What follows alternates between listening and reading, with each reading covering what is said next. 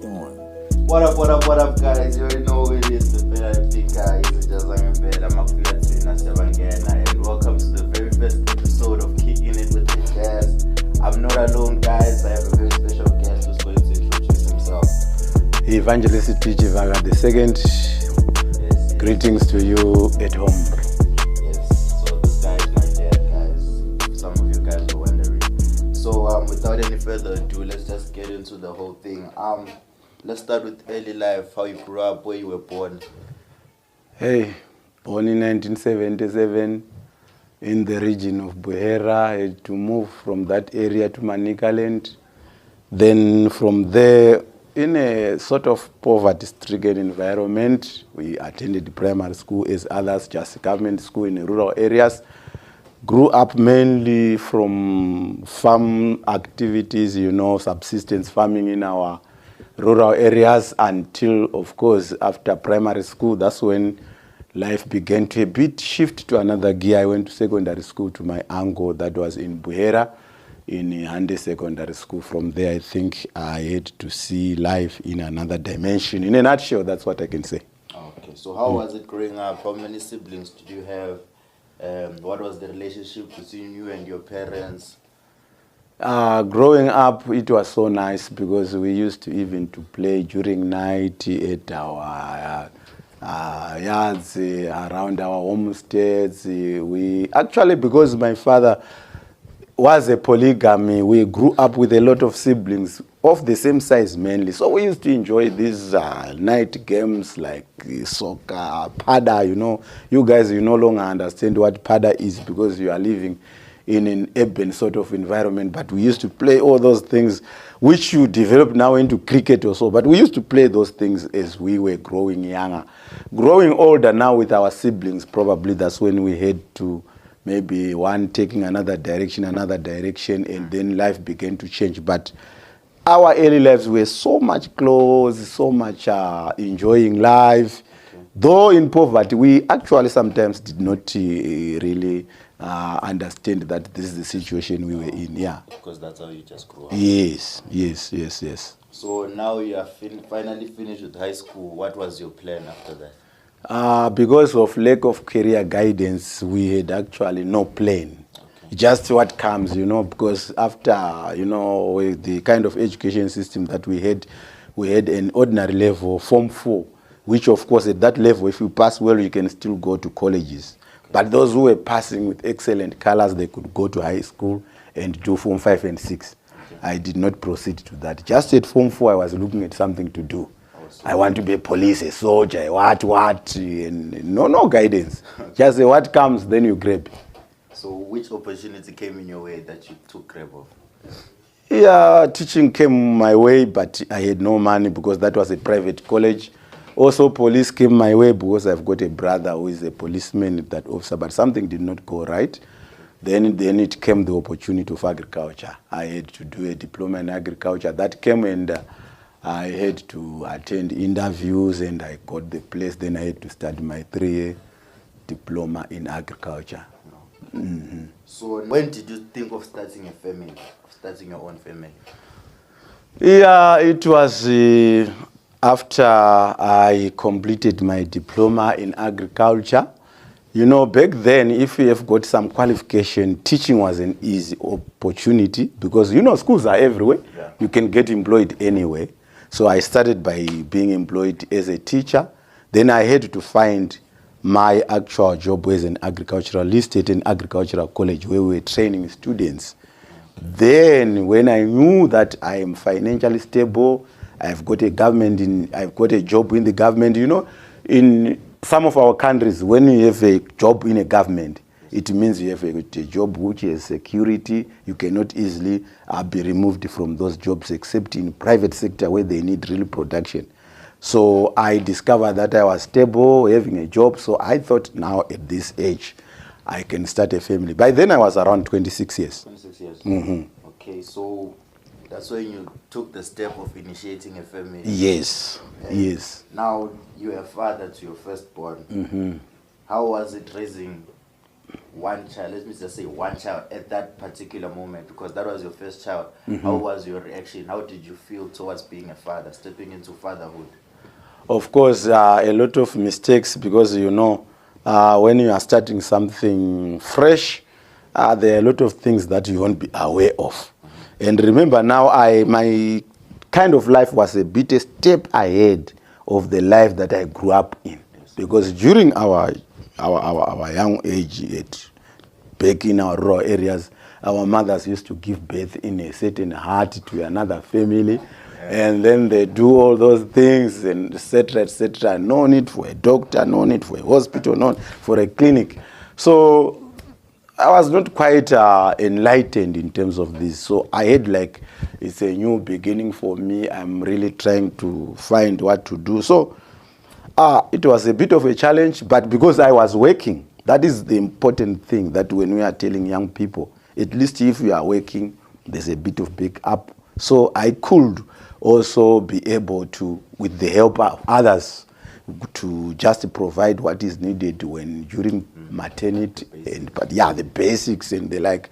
But like I was saying to you, when I had my second, third child, I could know that no, I should go with the mother to the clinic. I must check for this, I must check for this, which I did not do to my firstborn son because of lack of experience. Yeah, which is fine, because we're here now. But so raising 3 kids, which part would you say was the hardest for you?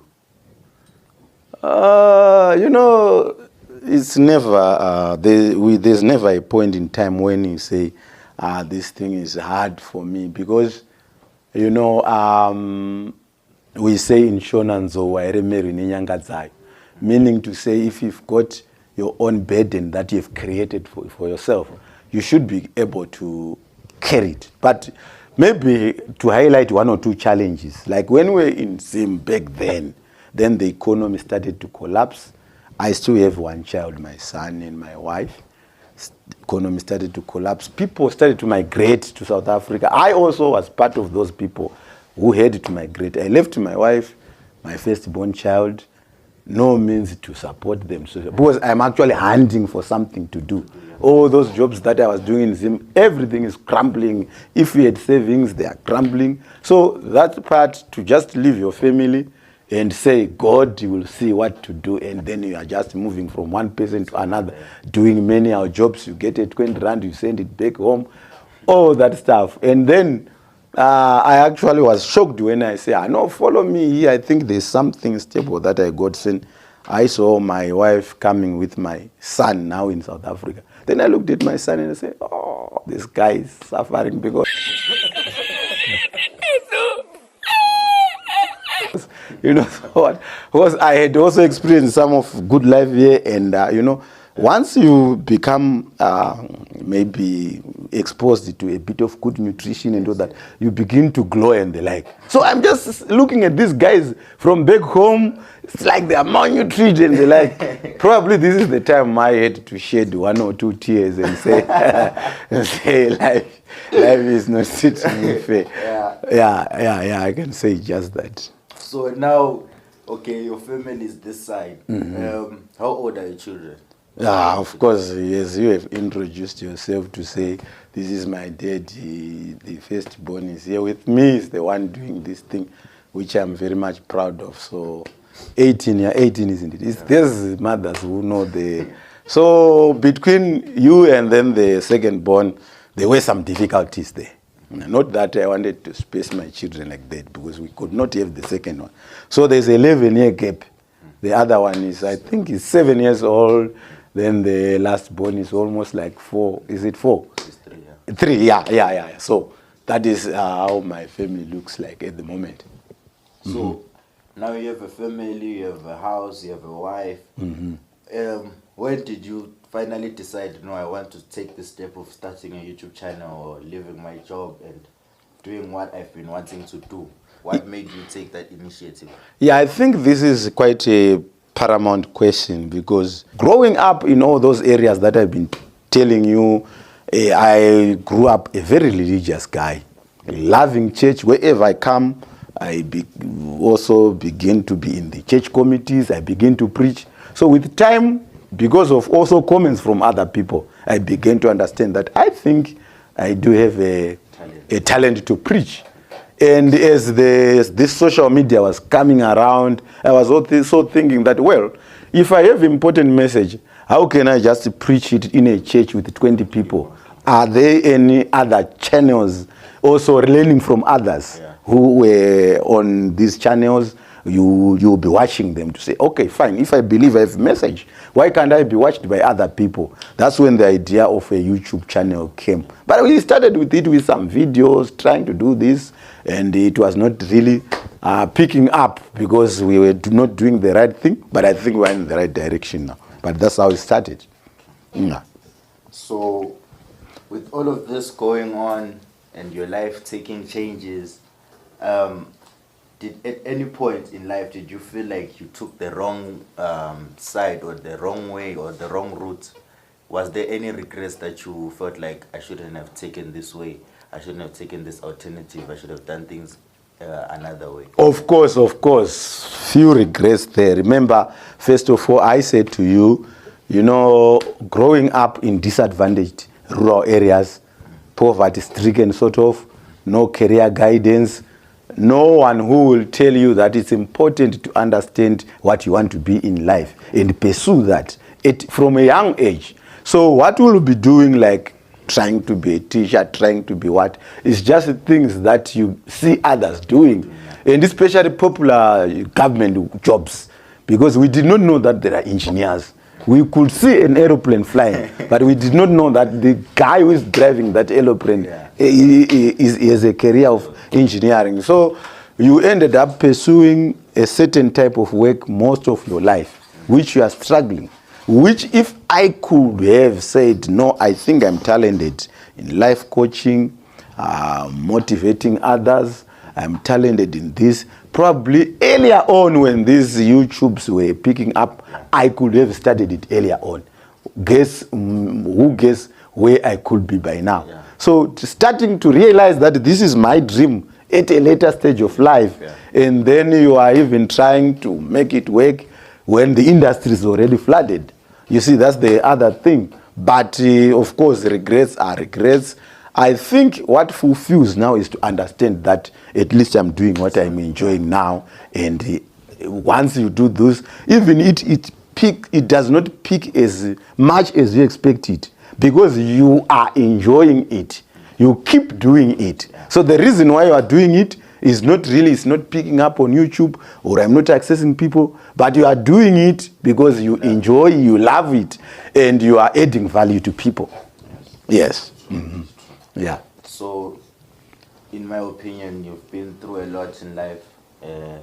You've seen the ups and downs. What advice could you give? Let's start with upcoming people, like teenagers, who also don't know what they want to do in life, who are being pressurized by their parents to take a certain route or a certain way because of what you've just said, that everyone wants to be an engineer, but this person wants to become something. What advice would you give that certain person that you wish someone could have told you maybe 30 years ago? Yeah, no, the first thing that I would advise a young person is that be who you are. You should not be like your parents, or be like your brother, or be like your sister. Be who you are. Because when you are who you are, you start to enjoy life. And you almost like make more progress because you are expressing yourself to the world. You are giving your gift to the world. So if you don't express who you are robbing us of your uniqueness, because every individual is what? Is unique. However, in terms of parenting, we all understand, even from the background of the Bible, that children must obey what?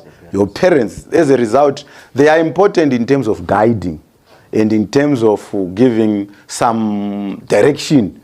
Because even if you know what you want and you want to pursue what you want, but there are a lot of missteps that young people or teenagers can step into because they still need guidance. So I would think that guidance is very important. It might be a different case anyway, when parents will force to say, okay, do this and that. But my advice also through that is that sometimes you don't need to fight with your parents.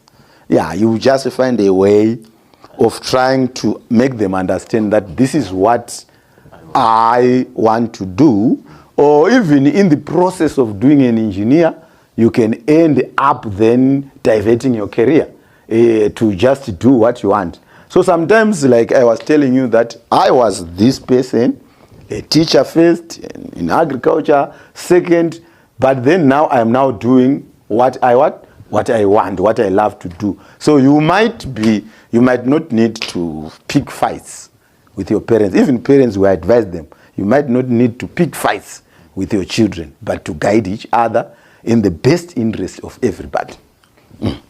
My very last question is, what advice would you give fathers? Because you have already, just like you said, you have a child who's 18, another one is 7, another one is 3, which in a way, they're all in different stages of life. So you've known how to deal with this one, how to deal with a teenager, how to deal with someone growing up. You've been through all those stages. What advice would you give parents rather on their kids, or the different stages of kids that kids go through? Yeah, no, thank you very much. It's very important, that one. I think for the young ones, especially, I was talking to the fact that I've got a 3-year-old daughter, reaching almost 4. So I think at those ones, it's important for them to understand the family values, to understand that in families we don't use this kind of languages. What are our values? Nutrition, diet is important. Because even at that age, they begin to pick certain characteristics, even throwing tantrums if they want something. We must just be able to be there and correct them and not be ruled by those young ones. Now, coming back to this one who is at least a middle age, is still the same. But those guys, because they are receptive, their mind is receptive, they accept rules, they accept regulations. So it's high time that we feed, we actually push the family values. We push biblical values. We push everything because their mind is still what? Open. Now it's different now when you come to teenagers like you. You were there. If something was not pushed in your mind, you begin to love to do what you want. And also the most important part is that your major friends are peers. Or am I lying? Which one do you listen to more? Your peers or your parents? Peers, you see. So peers become your role models. So if parents missed you during that age of 9, 7, you are almost going to be taken by your what? Your peers, and you are taken away from your parents. Now, that is very critical because at that time, let's say the peers now take you maybe towards drug abuse. You see, it's very important for you to come back. Let's say they take you towards early pregnancies, whatever is happening. You see, you are likely to make mistakes that affect you the whole of your what? Of your life. So sometimes as parents, we want to be harsh there and rude there and try to do this, but it's important for us to reinforce our concepts at an early age so that even peers are influencing. A child can be able to see that, no, let me do this. My peers are my friends, but at family, we understand this and that. That is what is important, to have a core family which has values. Because you need, those values must help you to carry through your what? Your teenagerhood. Because at teenagerhood, you guys, you think you are smart enough, you are old enough. And the research says you are still young and your minds are not that of adults. So important to pay attention. But then also, my advice to parents is that don't create enmity with your teenagers because you might lose them. Yeah. Try to create an environment where even if they want what they want, and try to find a way and their language to speak to them so that they keep closer to you. That is in a nutshell my advice that I can give to parents. Thank you so much. I hope everyone at home was listening. I hope you guys got something from this talk. This was just the very first episode, guys. More of this is going to come. Thank you so much for staying up. If you've reached this point, please don't forget to